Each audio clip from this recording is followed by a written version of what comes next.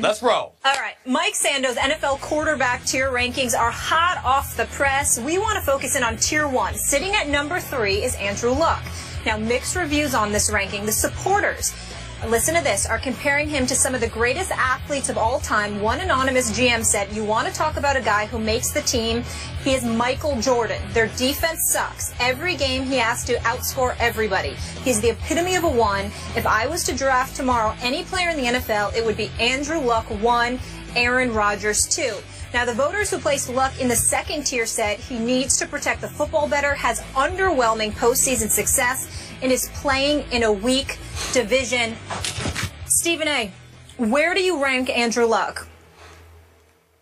Well, listen, I'm not going to put him above Brady, obviously. I'm certainly not going to put him against that bad man, Aaron Rodgers. I think he's a step below that, but I think he's tugging away at number 3. I think age and attrition have kicked in with the great Peyton Manning. As great as I think Drew Brees is, I think that he's prone to mistakes just like Andrew Luck has been. The difference is he's been in the league considerably longer, so there's less of an excuse for it as opposed to Andrew Luck. In 3 seasons that Andrew Luck has been in this league, last year, he led the league with 40 touchdown passes. Now, he was responsible for 22 of their 31 takeaways, and that certainly is not impressive. But the Colts still averaged 28.6 points per game, if I remember correctly, which was like 6th in the entire NFL. When you consider the fact that he's responsible for 22 of their 31 takeaways, imagine what they could have done if those takeaways didn't take place. But it's primarily due to the 100 sacks he's received over the last 3 years because the Indianapolis Colts have been ill-equipped to protect him. So he's been basically on suicide watch behind that offensive line, dropping back to pass with little to no protection whatsoever, still winning division titles, still getting them to the playoffs, and every single year they've progressed. They went to the wild card the first year. They won a divisional playoff game the next year. They went to the AFC Championship game last year. And these are his first 3 years in the league. So I look at it, all of that I look at. I look at his body of work, but I also look at his physicality, those tree trunks for legs that he has, the durability that he's been able to exude, and I combine that particularly with the offense that he's going to have in place now. The addition of Frank Gore, the addition of Andre Johnson, joining a T.Y. Hilton, joining a Kobe Fleener, Dwayne Allen, and those boys. I like what I'm seeing. I think the sky's the limit for him. And you know from day one, Skip, I've always been more about Andrew Luck than I have been about RG3. And obviously at this particular moment in time, I look absolutely prophetic. Clearly has something to do with RG3's health because his rookie year, he was big time, and we know that he got hurt. But in the end, you look at Andrew Luck. Don't talk to me about this brother not being big time. He's big time. So was RG3 as a rookie. And we're going to get to that in just a moment here. But just for the record, RG3, the guy I liked going into that draft, outplayed Andrew Luck when they were both rookies. Now, back to your issue here. You and I have gone back and forth about this for about 3 years. I have never said Andrew Luck would be a bust.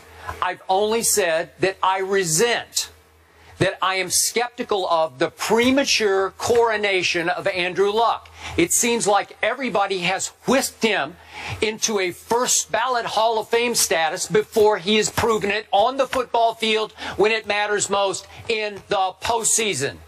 And I appreciated the fact, I was shocked by the fact that 5 of the NFL people interviewed by Mike Sando for these rankings, not 2 or 3, 5 said, hold the phone, stop the presses.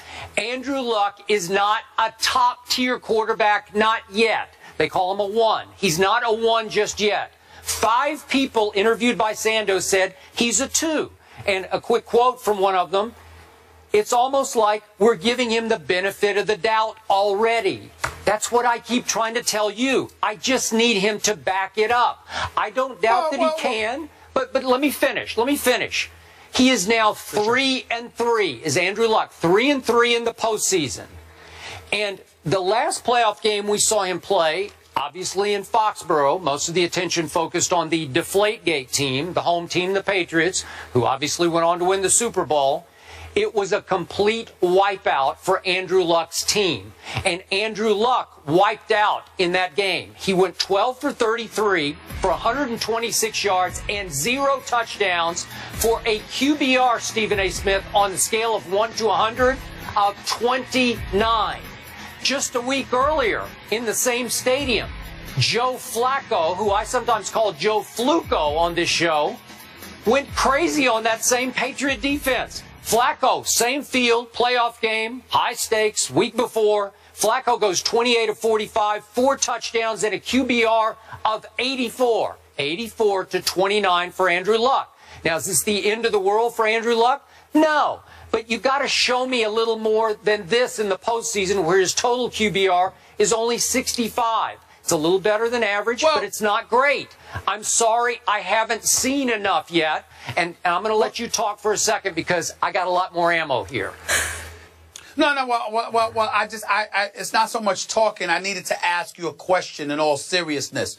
I needed to know your definition of the number one, or exactly who qualifies as the number one. Who is it, Skip? Right now, 2 do. Tom Brady first. He should be 1A, and 1B is your guy, Aaron Rodgers. Then we can argue about all kinds of 2s. There are a number. I think Peyton has fallen to a 2. That's what I'm saying. See, that's where I needed you to go. So if you want to categorize it that way, then we're not going to disagree. Because I agree with that. Tom Brady, Aaron Rodgers, and then there's everybody else. What I'm saying is, when you get to the everybody else, Andrew Luck is right there. So when you talk to me about him being a number 2, it depends on what your number 2 is. Okay. In this particular instance, I would agree. But let's be clear, Skip. Let's be clear. You keep bringing up what he did against the Patriots. Do you know that the Patriots averaged 47.3 points a game in the 4 wins against the Indianapolis Colts in the last 3 years? Okay. Indianapolis's defense was virtually non-existent.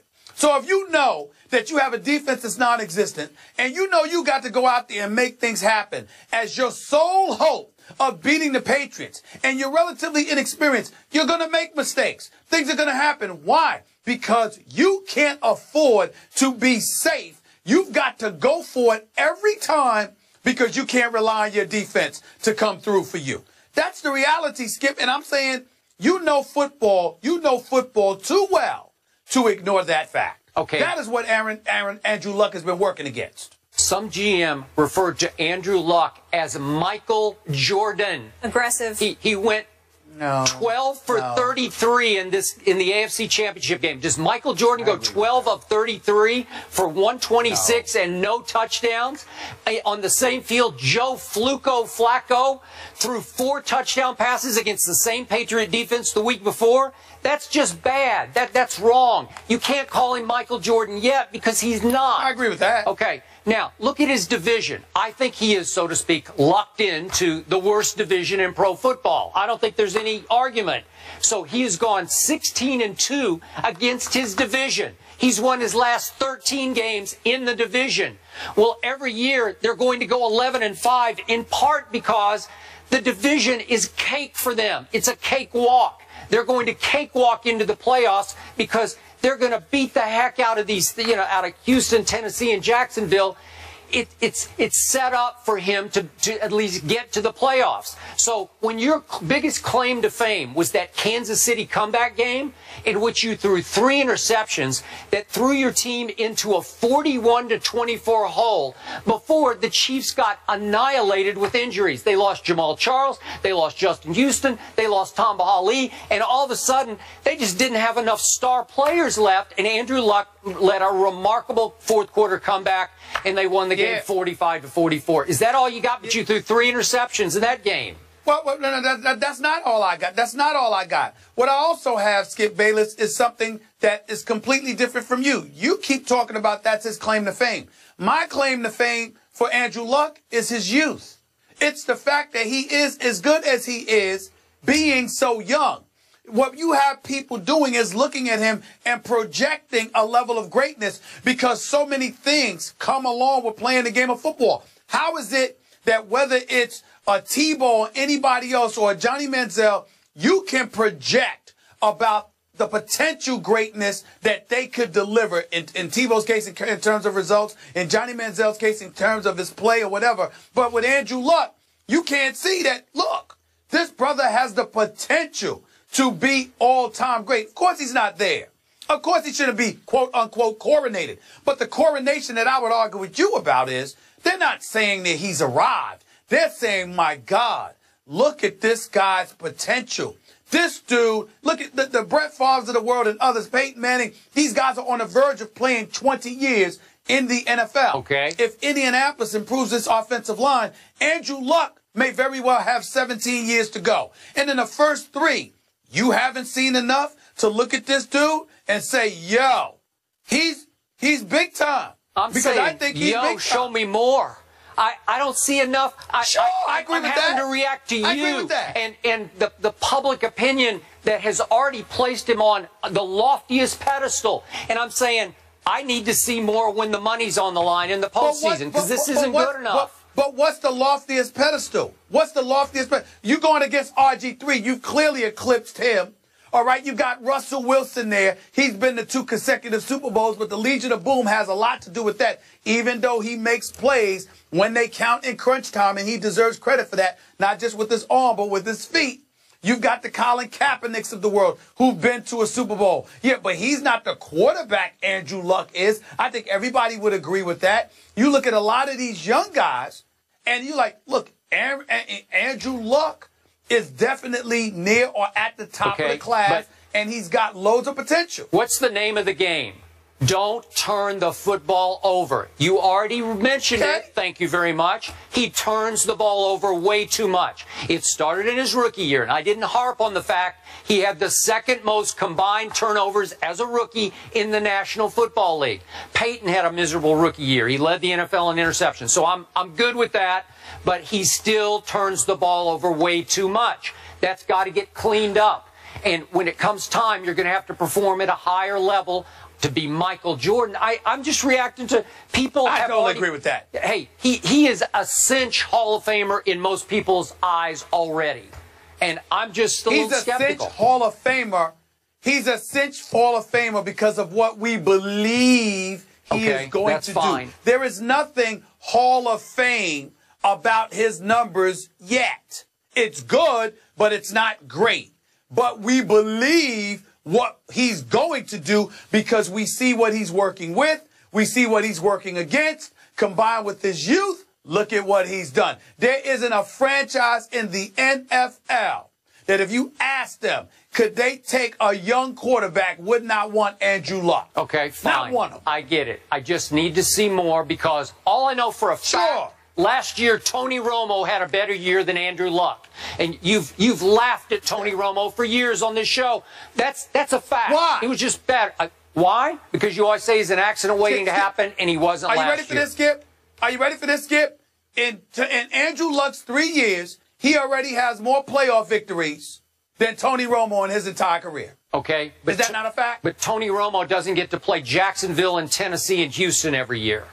No, I said playoffs. I said playoffs. I said playoffs. I ain't talking regular season. I said playoffs. He already has more playoff victories than Tony Romo in Tony Romo's career. Why shouldn't I laugh at Tony Romo? Tony Romo, lucky I'm not giggling every day. You couldn't laugh at him last playoff year. All right, that's fine. Yeah. What about the other 8? What about the other 8 years? They don't count. Thank you. All right, we talk about they count to me. Yeah. A weak division being in his favor. I also want to point out that they have the easiest strength of schedule. Only the Falcons have an easier strength of schedule this year than the Colts. So I should have brought that up, Stephen A. You know what, Molly? You're just trying to help Skip. Yeah. Is that what it is? Yeah. Skip need help. Skip need Molly to come to the rescue. Yeah. You coming to your aid. He plucked me right out of NFL Network. Yep, that's exactly what happened. Come on now. If you were here. Or whatever. Yeah. All right. All right.